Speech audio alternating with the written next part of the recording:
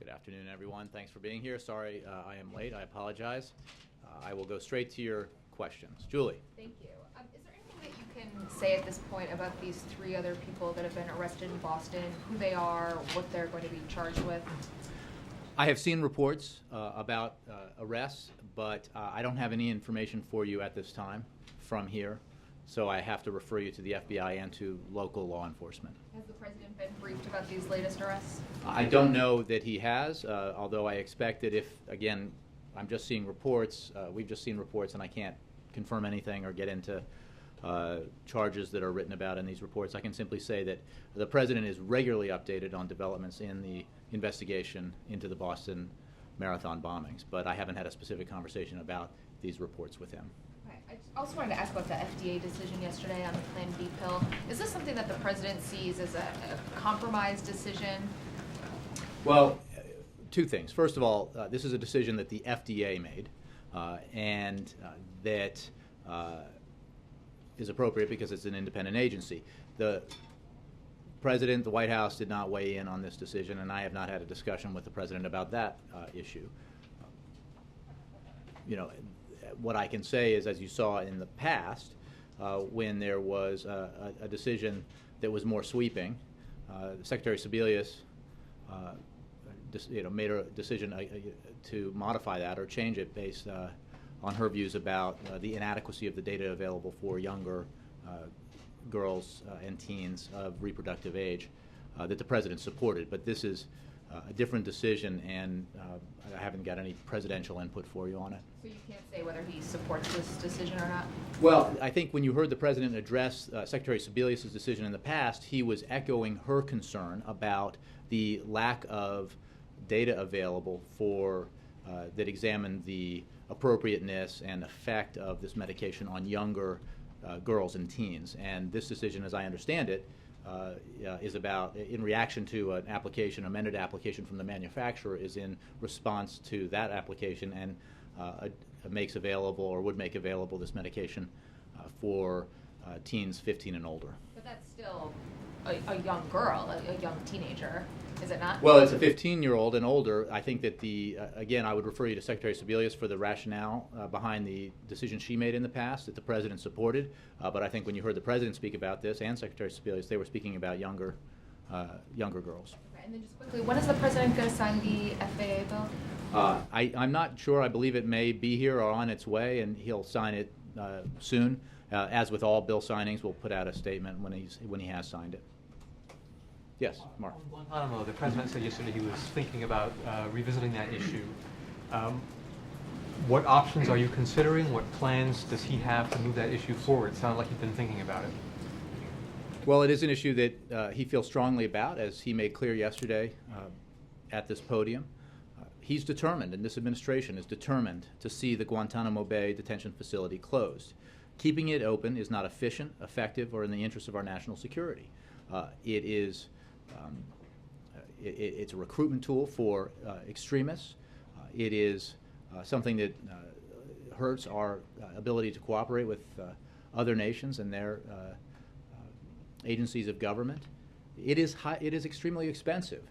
It is just not the way we need to go about handling these kind of individuals. And as he said yesterday, our system of justice has proven itself fully capable of dealing with terrorists. Unfortunately, Congress has thrown up obstacles to the achievement of that goal, as you know, and that has made it, to date, impossible to close that facility. We have made progress in moving detainees to third countries, and we are continuing to evaluate detainees and look at ways to continue that process forward. So there are things that the president can do administratively, but this will also require congressional agreement, and we will work with Congress to try to persuade them of the overriding national security interests as well as economic interests in closing Guantanamo Bay. Don't forget, this is something that is supported by the last two, well, actually not the last two, but the 2008 nominee for president of the Republican Party, John McCain, the last Republican president, President George W. Bush, senior military leaders, and the president agrees with all of them that this is something we should do. One Ask you on Mexico. The president was asked yesterday as well about the statements by Mexican officials sort of restricting access to their agencies on stemming drug trafficking. Is there concern that the new government will be less open to U.S. help and that will be a less positive direction to go in? Well, we have an important relationship, security relationship with Mexico, and we will continue to work with the Mexican government on that relationship. Our relationship with Mexico is broader than that. We have deep economic, cultural, and familial ties with Mexico as well as other countries in the region, and that will also be part of the trip. So, dealing with trafficking in narcotics and those security issues is one piece of the relationship with Mexico, but it is not by any means the only piece, and we are looking to make progress on all fronts, including our trade relationship, economic relationship, cultural relationship, and other areas. So the President looks forward to his meetings. We'll have a briefing for you before the President leaves on the trip that will lay out in more detail what to expect and what topics of discussion the leaders will engage in. But again, I just want to make the point that this is one piece of a broad relationship. Finally, the president, talking about fiscal issues yesterday, said he hoped to create a permission structure to get cooperation from congressional Republicans. What does he mean by that? The president has, for a long time now, demonstrated his willingness to compromise in order to achieve a so-called grand bargain, in order to achieve a bigger deficit reduction deal. And he's proven his willingness to make some tough choices as long as there is a commensurate willingness by Republicans to do the same, to, in the current situation, to go along with the idea that there should be balance in our deficit reduction plan, that we should not ask seniors and middle-class families to be the only ones who shoulder the burden, that we should produce savings from reforming our entitlement programs, as well as savings by reforming our tax system, by closing loopholes and capping deductions for the wealthy and well-connected, and combine that in a way that reduces our deficit and helps strengthen our economy. And what he is exploring in his conversations with Republican senators is whether or not that space exists. And he has had, and others have had good discussions with Republican lawmakers, some of whom have been explicit in suggesting that they are willing to explore common ground. The next step is finding out what that means concretely in terms of policy, because thus far it's the president who is out there with a highly detailed, specific proposal that demonstrates his willingness to compromise. It's his budget, and within that budget, his deficit reduction plan, the offer he made to Speaker Boehner at the end of last year. So we are continuing to explore whether or not there is a way for Republicans to join us in this balanced approach to deficit reduction.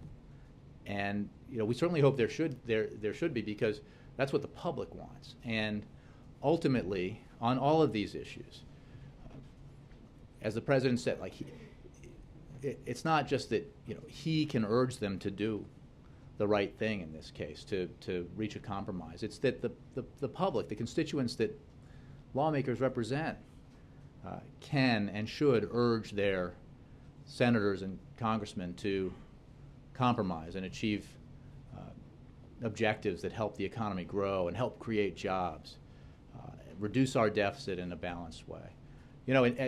We've had a lot of conflict over this issue in the last few years, and yet the president has signed into law over $2.5 trillion in deficit reduction. And because of the fiscal cliff deal, that has included balanced deficit reduction. And that has resulted in a situation where our deficits are coming down at a faster pace than at any time since demobilization after World War II. So that's no small feat, but the work is not done, and the president's exploring whether or not there's a willingness to get that work done, to achieve balance. Yeah, Jim. Yesterday, the president suggested that the Tsarnaev brothers were self-radicalized. Given these new arrests today, is he confident that there was not a wider network responsible for what happened in Boston? Yeah, I'm not going to address the reports about the arrests that Julie mentioned. There's obviously been a lot of information provided thus far in some of the reporting that's been done. As the president said on Saturday night, some of the excellent reporting that's been done. But this is an ongoing investigation, and part of the responsibility of investigators is to explore all possible associations or connections, even if we posit that it may seem at this point, based on the information that's been gathered and produced and reported on, that it looks as though these might have been self-radicalized individuals. That's a supposition that has to be proven through investigation, and investigations need to follow all paths. And I know that the president expects that's what the FBI, which is the lead agency in this investigation, is making sure is what's happening in this investigation. So I don't want to, make any characterizations about the developments today at this stage, or say conclusively one way or the other beyond, sort of the basis of what we know so far. Jay, yeah. Yesterday, Senator Kelly Ayotte had a confrontation at a town hall meeting with a relative of a victim of the Sandy Hook massacre. Jeff Flake, senator from Arizona, posted on his Facebook page because of his gun control vote that his popularity is roughly the same level as that of Pond Scum. Do these statements give the White House any confidence that you may be able to go back and pass some kind of gun control legislation in the coming days, weeks, months? I think what we have seen is that Americans out there who engage on an issue, who feel passionately about an issue, and feel like it's the right common sense thing to do, don't appreciate it when their representatives disagree with them. And when I say them, I mean 85% of the American people, and vast majorities of the constituents of Arizona or New Hampshire, virtually every state in the country. What the president made clear in the Rose Garden after the background checks vote went down is that Americans who are disappointed by that action, by that failure of the Senate to listen to the people they represent, need to speak up. Because in the end, change comes from the bottom up. Congress acts when the people they represent insist on it. And only, when there are entrenched interests that oppose action, it's all the more important that average citizens make their voices heard, that they speak up, that they hold their leaders accountable. And I wouldn't want to predict at this point whether that means we'll get this done sooner rather than later, but we will get it done because it is the right and sensible and common sense thing to do. And the American people overwhelmingly support it. This administration will get it done. I think that is absolutely what we're going to try to do. This president made clear that we are in round one, and we were going to push, and we're pushing now to get it done. Somebody asked me the other day, well, won't you wait until after the next elections? And the answer is no. We're going to keep pushing, and it will get done because the American people demand that it get done. But it requires the voices and the participation and the engagement of average Americans, especially in a situation on an issue like this where we're dealing with entrenched interests that don't represent the majority, but have powerful sway in Congress. John. Jay, as I understand it, the administration's now considering providing arms to the rebels in Syria. I'm wondering what has changed in the president's view since he rejected this idea last year. What has changed to make him open to this idea now? As you know, John, we have been stepping up our assistance to the opposition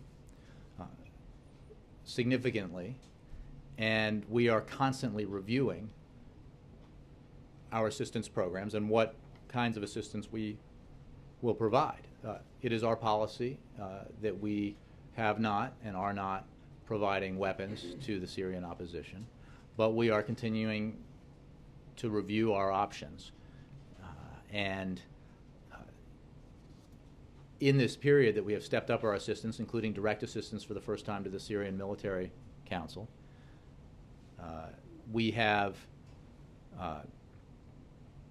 also been engaged with our allies and partners in an effort to prop up the opposition, to help stand it up rather, and to get to know it better and understand the elements of it, and to associate ourselves with and provide aid to those elements that we have confidence in, and confidence in their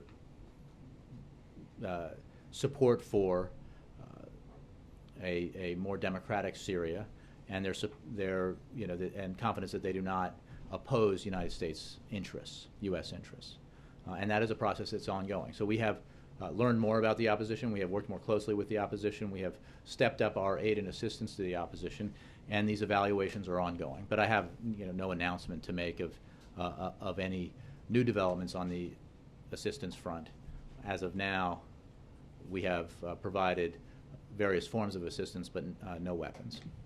As I understand it, one of the President's concerns at that earlier time was that weapons provided to the opposition could fall into the wrong hands. There are extremist elements within the opposition groups. Does he feel more comfortable now that assistance given to the rebel fighters will not get into the hands of extremists? So these are evaluations that we have been making all along as we engage with the opposition, and that is what I was trying to explain in my other answer about, in our dealings with the opposition, making evaluations about what their intentions are for Syria, what their interests are when it comes to the United States and our allies, and for example, the Supreme Military Council that we deal with, the leaders of that council have made very clear statements about their positions that reflect positions that we can support. So we are, engaging with the opposition. We are getting to know the opposition better, and we're evaluating just the very questions that you ask. And the aim here in all of this aid, the aid that's happening now and the aid that may come later, is to bring the downfall of the Assad regime? Well, the aim has always been to bring about a transition in Syria that results in the departure from power of Bashar al-Assad. There's no question. Syria's future cannot include Assad. His hands are bathed in blood, the blood of his own people. And his actions have continually reinforced that fact, that he has no place in Syria's future and no support from the Syrian people. So the transition that we seek, and that so many seek, including the Syrian people themselves, is a transition from Assad to a better future for Syria. Are you? Is it correct to say that then that you are preparing to send lethal weaponry to the Syrian? That's the phrasing from a story that I think later on, a few paragraphs later, said no final decision had been made. So I think the language here is important. We're evaluating all decisions. all options. The President made clear just yesterday that all options are on the table when it comes to his policy actions with regard to Syria. But I have no policy change to announce today with regards to our assistance programs. But when you say that you're continuing to review all the options, Something I have said for weeks, if not months now. that you are making evaluations, Mhm. are you cracking the door open, suggesting that down the road this could happen? That Well, there I've said could all be along, I've never arms? ruled it out, and I've said all along that all options remain on the table, and that is an option, obviously. It has been our position that we do not provide arms, but we have, in the context, remember, if you set arms aside here, we have stepped up significantly our assistance to the opposition, including to the Supreme Military Council. Okay, stipulated. It's the arms that we're all caring about. Are you opening the door to sending arms? Well, my position on this and what I'm saying about it is no different now than it was before. So if the answer to that question is the door remains open, it has remained open in the sense that those options have always been available to the President. And we were reviewing those options today, just as we have been reviewing them in recent weeks and months. Our position is what it is, but we are constantly evaluating our posture and our assistance programs. We have stepped them up over time. So our assistance program is bigger and greater and more comprehensive, including direct aid to the Military Council, which is qualitatively different from what it was 3 or 4 weeks ago or a month or 2 months ago. And we will see what developments there are and what decisions are made in the future. What I can tell you as of now is what our program is and what it isn't, but I can also tell you that we are evaluating different options. Sure, but I mean, you are laying this out as a continuing escalation, and it would be logical then to assume, wouldn't it, that at some point that could include arms? I'm not ruling that out. I'm just not ruling it in either, because I'm not here to announce a change in policy. I'm saying that these options are always under review, have been under review, and continue to be under review. Closer than it was. I'm just not in a position to make that assessment from here. I'm simply saying that we have obviously escalated our assistance and broadened the type of assistance that we've been providing, and I think that represents a deeper engagement with the opposition, including the military opposition. And I won't foreshadow what decisions or actions may be taken in the coming days and weeks and months, except to say that we will evaluate all possible options. That we've been very clear that we haven't ruled out any option, even as we've chosen to exercise the ones that we've exercised. You were aware of a letter from General Idris yesterday pleading really for help countering chemical weapons. I am aware of that letter, and as you heard the President say yesterday and make clear again, the clear use of chemical weapons by the Assad regime would cross a red line, and that is why we are so assiduously engaged in the process of gathering evidence to build on the... We're going to send him help. He's asking for help. We are sending him help. To specifically counter chemical Well, weapons. we are providing assistance to the opposition. The different types of assistance that don't that don't have to do with weapons, I think you can get details on from the State Department and Defense Department. But we will continue to evaluate the kinds of assistance we provide, working very closely with General Idris and others in the opposition. On Guantanamo, you said a moment ago that there are things the President can do administratively. What are they, and is he doing them? Or is he going to do them? The answer is there are a number of things that we can do.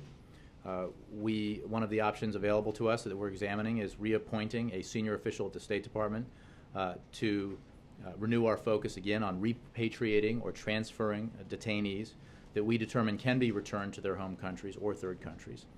And we will also work to fully implement the periodic review board process, which has not moved forward quickly enough, and we're going to continue to work to get that implemented so that it is up and standing. And those are some of the things that we can do.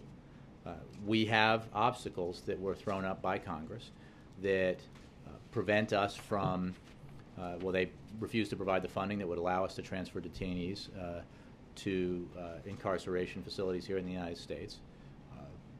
And they have circumscribed our ability to take action on this front in other ways. So we have to work with Congress and try to convince members of Congress that the overriding interest here in terms of our national security, as well as our budget, is to close Guantanamo Bay. Will he be talking to Congress about this specifically? Yes. When?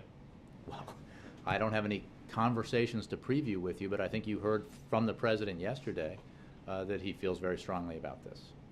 Jake, Sir. Follow on morning after pill questions from Julie, because I was just curious, when the previous decision you were talking about was made, I believe in December of 2011, the President was in this room and spoke pretty emotionally. I think he mentioned his own daughters, and he said that a 10-year-old or an 11-year-old should not be able to go to a grocery store and buy this alongside, quote, bubble gum or batteries. Mm-hmm. So are you saying the President is comfortable now with a 15-year-old buying this pill next to bubble gum or batteries?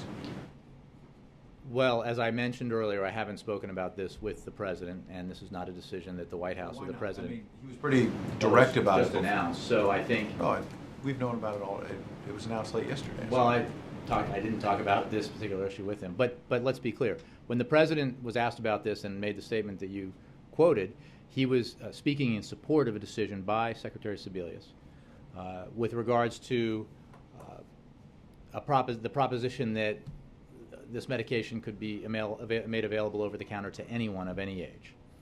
And the President supported Secretary Sebelius' decision and her view that not enough data was available to make her comfortable with the decision that younger girls of reproductive age could use this medicine in an appropriate and safe and effective manner. The FDA has made a decision based on an amended application by a manufacturer that stipulates that it would be made available to teens 15 and older. And as you cited, the President, he referred to younger girls, and I believe so did Secretary Sebelius. But in terms of the assessments made about this decision, I think you could go to HHS to get the Secretary's views, because again, the President was speaking in support of a decision that Secretary Sebelius had made at the time. I want to ask you about two other things. Personnel moves the President's going to announce this afternoon. I think it's pretty widely known. FCC and the housing finance job. My question is, I'll give you a chance to talk about their attributes and whatnot, but in 2008, during the campaign, the President specifically said, lobbyists are not going to be part of my team. That he said that John McCain, you can't just take the same people who've been in Washington a long time and move them to different chairs and expect different results, as I recall him saying. And now you've got a congressman who's been around some 20 years, good record, but around a long time, and a cable industry lobbyist taking a job. How does that square with the talk about change? Well, I appreciate the question. I would say two things. First of all, with regards to Tom Wheeler, the nominee for the chair of the FCC, he's an experienced telecommunications leader who shares the President's commitment to protecting consumers, promoting innovation, enhancing competition, and encouraging investment. Now, with regards to his past career, he has not worked for the wireless industry in a decade, nearly a decade, and his representation for the cable industry is nearly 3 decades old. So he has extensive experience in business, extensive experience in the field. He is a promoter of consumers and innovation and competition. And when he worked for it's important to know that when he worked for the wireless industry, and this is how much the world has changed, he represented smaller companies that thrived on innovation and competition. So the President thinks that Mr. Wheeler is an excellent candidate for this position, that he brings broad experience and has already, as I think you've seen, received positive reviews from a number of quarters. With regards to Congressman Watt, he has spent 20 years on the House Financial Services and Judiciary Committees, and he's got a proven track record of fighting to rein in deceptive mortgage lenders, protect consumers from abusive financial practices, and expand affordable housing. And he has been an advocate, essentially for the little guy in that position. And I think that you would find in him, as representing the FHFA, somebody with vast experience, great knowledge from his time on these committees of financial marketplace and of the mortgage lending business, and that he would bring his experience to bear in a positive way, representing this organization. So experience in Washington is not such a bad thing anymore. Well, I think that the President looks for people who are experienced in a broad variety of ways. I think that there are a number of ways to look at a nominee, for example, like Congressman Watt. I mean, he comes from his experience on these committees and his efforts to, again, fight against deceptive mortgage lending practices and to protect consumers. And those are the kinds of that's the kind of experience the President wants in this position. Last thing on Benghazi, since the President spoke yesterday briefly about that, the Defense Department and the State Department both have written letters, as I understand it, to Republican Darrell Issa saying that they're not aware of anyone coming to them asking for security clearances for their counsel or anything to come forward. Mm-hmm. First, is that your understanding? And second, if someone were to come forward, if they just haven't technically told their superior or something, if they were to come forward, is the White House willing to let them testify? Well, again, I mean, that's a hypothetical, but let's be clear. Benghazi happened a long time ago. We are unaware of any agency blocking an employee who would like to appear before Congress to provide information related to Benghazi.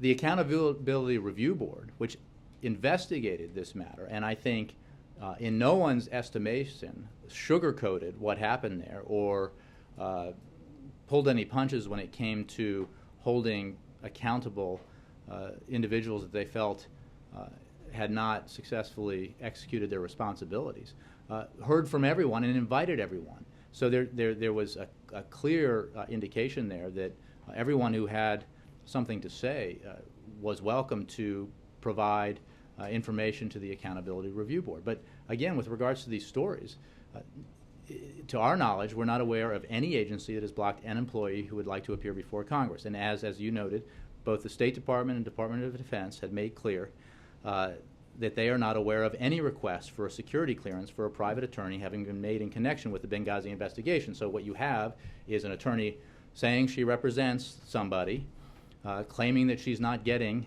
this security clearance, and yet the agencies involved have no information about that at all. So, which falls into the broader story here, which these allegations are part of an unfortunate pattern of spreading misinformation and politicizing this issue. Just last week, Republicans accused Secretary Clinton of authoring a cable that went out under her automatic signature, pursuant to standard protocol that the state has followed across administrations of both parties.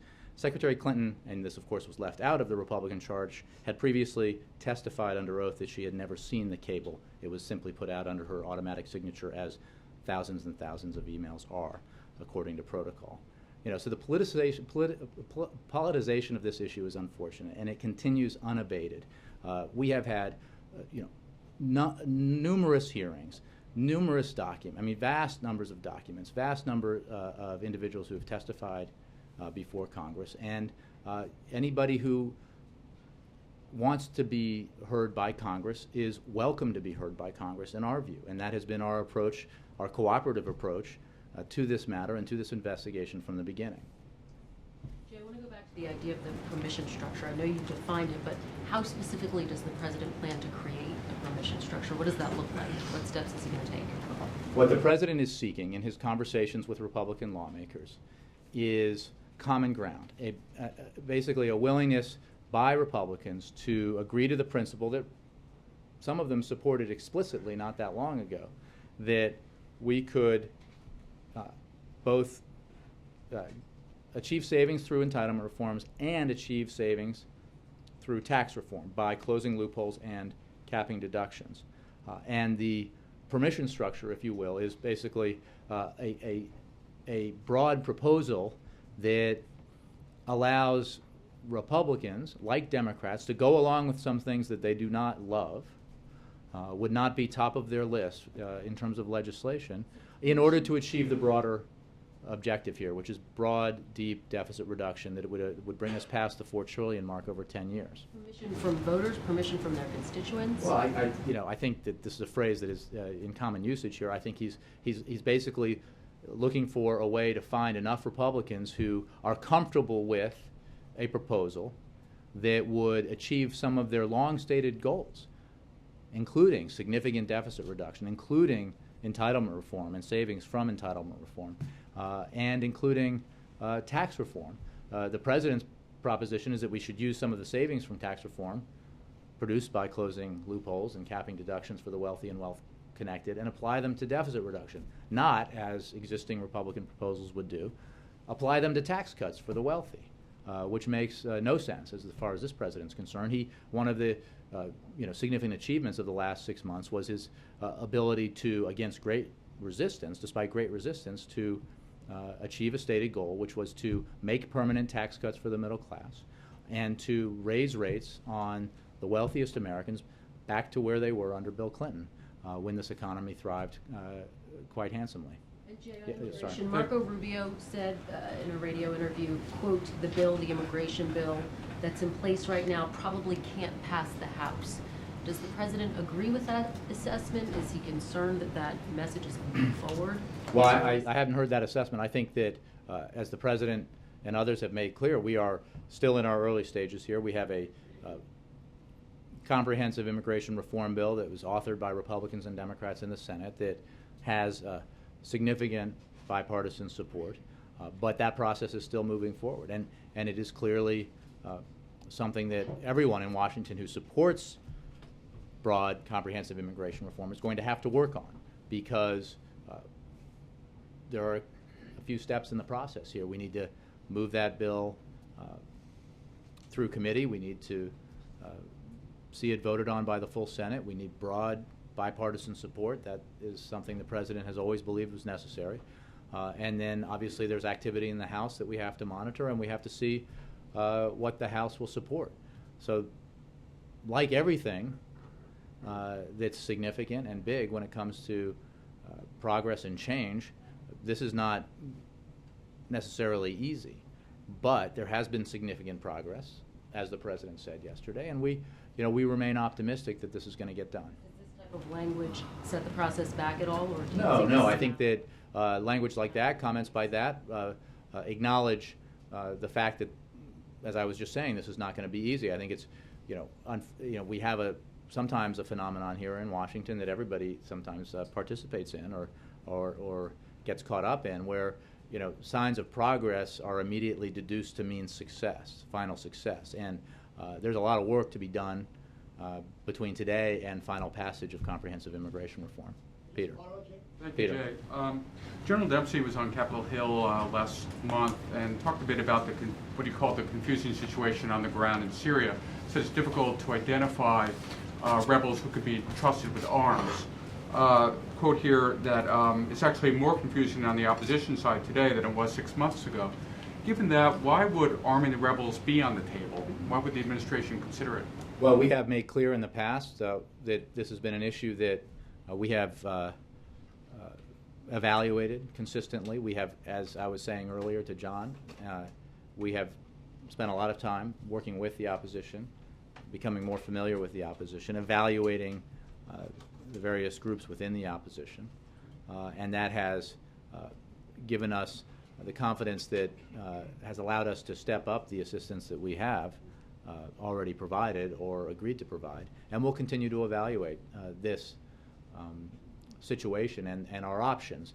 But the General's comments are certainly correct that this is one of the reasons why we need to make very careful evaluations about the opposition.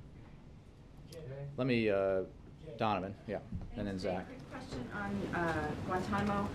The ACLU says there's two things that the President can do today without Congress. One of them is appointing a senior person and taking over the closure policy from the Pentagon, and the other thing is ordering the Secretary of Defense to begin certifying detainees for transfer. And I was wondering, will he do these things? Well, I think I mentioned a couple of things that we are looking at doing and could do administratively. I'm sure other suggestions, one of these sounds somewhat similar to what I was talking about. We are certainly going to look at other possibilities, and as the President made clear yesterday from here, he will look at every potential use of his authority to move towards the eventual closure of Guantanamo Bay. But unfortunately, achieving that ultimate goal requires cooperation from Congress. Right, but these are moves that he could take. So you're saying? Well, again, somebody is saying that we could take them. I'm sure that we would have to evaluate those suggestions and see whether they make sense in terms of policy and whether, in fact, they are things that we can do. Okay, and then just one other quick one on the nominee for the FHFA. Mm-hmm. New York Attorney General Eric Schneiderman is asking the President to remove Mr. DeMarco immediately because he is against principal write-downs for struggling homeowners. A couple of questions. Is the President open to that? And separately, does the President believe that Congressman Watt will back principal write-downs, and does that factor into his selection of him? I'll say a couple of things. First of all, the President has nominated someone for this job and hopes that Congress will act swiftly to confirm him, and that's our focus at the moment. When it comes to the policies the President supports and that he thinks ought to be acted on, he has clearly selected nominees for this area and others, for this position and others, that have as a general principle shared visions of how we can move forward. So on specific actions that the potential director of an agency might take, I'm not going to predict, but the President believes strongly that Congressman Watt would be an excellent director and would take action to protect consumers and rein in deceptive mortgage lenders and to do the kinds of things that he would hope the FHFA would do. Peter, did you have a question? No, it was asked. Oh, okay. Okay. Yeah. And then Zach. Me? Okay. Yeah, sorry. Quick question. I understand the furlough notices at the White House are supposed to go out today.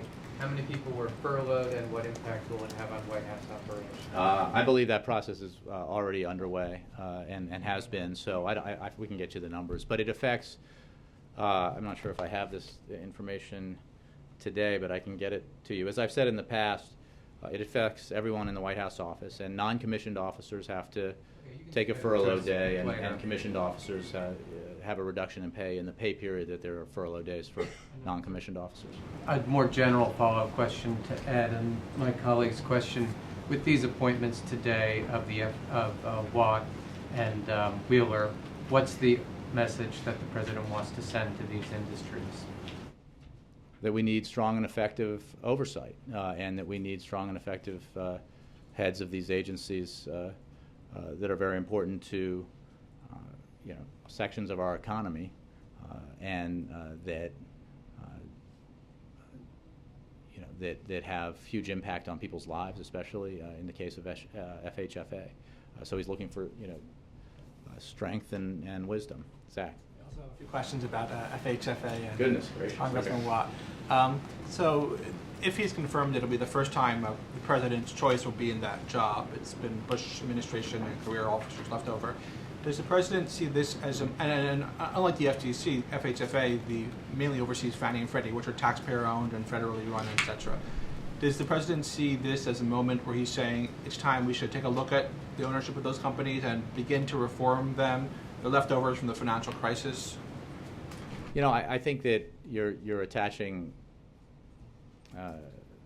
The president's views on what we need to do in terms of housing and Fannie and Freddie have not changed and are well known. He is certainly looking for someone in his nominee to head up that agency, to be an effective advocate and effective administrator and director. I'm not going to predict or schedule in advance actions that might be taken once this nominee is confirmed, as we hope he is. But the president, as you know, has throughout his time in office put in place policies to address our housing crisis, to address the drag that it has produced on growth and the effect it's had on homeowners. And he continues to urge Congress to take action to allow responsible homeowners to take advantage of historically low rates, to refinance their homes. That would be both good for those families and the bottom lines that these families have in their budgets. It would also be enormously helpful to our economy because it would inject, in each case, cash directly into our economy. The money saved by refinancing would put money in the pockets of all these families. Like most middle-class families, a lot of that money is going to be spent and injected back into the economy, and that would be a very helpful thing when it comes to growth and job creation. Just one other question on that. Senator Corker is out with a very critical statement saying he's disappointed in the choice, saying that Mr. Watt sort of represented the point of view that protected housing policies that led to the original crisis, and it's really a danger putting someone like that in charge of the biggest housing companies in the country. Do you have a response to that? Well, I'm not aware of that particular statement. I would simply say that Congressman Watt has worked tirelessly to expand economic opportunity for the middle class and those striving to get into the middle class, and he's brought together consumer advocates and industry leaders to enact common sense reforms that promote economic growth and protect consumers from fraud. Most recently, and I think this goes to the question about whose interests are being advocated for, Congressman Watt played a critical role in passing the Wall Street Reform Bill, the Dodd-Frank Act, and spearheaded legislation to eliminate predatory lending practices in the real estate market.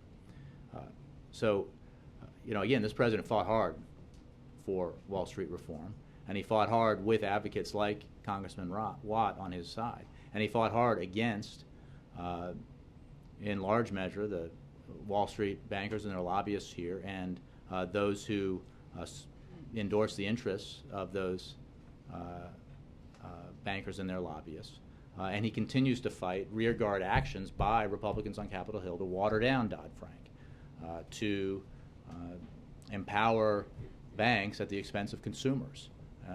There's still an effort to undermine the Consumer Financial Protection Board, which is doing enormously beneficial work on behalf of consumers.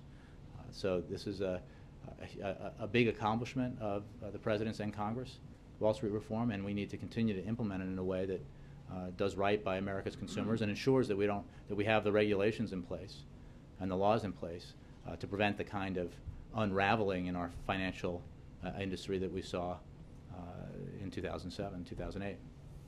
Yes, sir. Jake, quickly on Benghazi, just because in the last hour or so, a colleague in New York passes on word that the FBI there is out today with 3 new surveillance photos of men who they say were on the grounds of the compound when it was attacked. Do you have any more insight you can share from the podium, and is the President any more hopeful today that the perpetrators will be caught and prosecuted? Well, I don't have any information with regards to that specific report. What I can say is that it has been the focus of the President and of his teams to both investigate through the Accountability Review Board what happened in Benghazi and why, and to take action to ensure it doesn't happen again, and to investigate the act itself and to bring to justice those responsible for the deaths of Americans in Benghazi.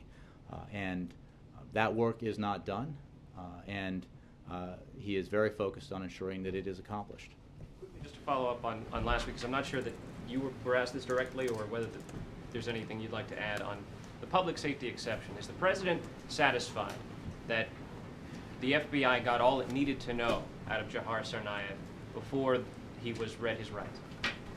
Well, we're not going to comment on the specific case. What we will say, as the President and others have said, is that our system has proven effective when it comes to detaining, incarcerating, and prosecuting and bringing to justice terrorists. There has been there is now a great deal of precedent to successful interrogations of terrorists arrested and brought through the American system of justice. Cooperation from those who have been arrested that has provided substantial information. I think the President addressed that to some degree yesterday. So the President feels that the FBI has handled this case from the moment of the bombings through the successful capture of the individuals believed responsible and through today very well. But I'm not going to comment on specific actions taken. It is important to note that there is the public safety exception to Miranda, and that is in place precisely because it allows investigators to gather information that could prevent an imminent attack and could help them find potential collaborators in an attack. And that exemption is very important. But I'm not going to get into the specifics of this case. Thanks, Jay. Steve Collinson. Thanks.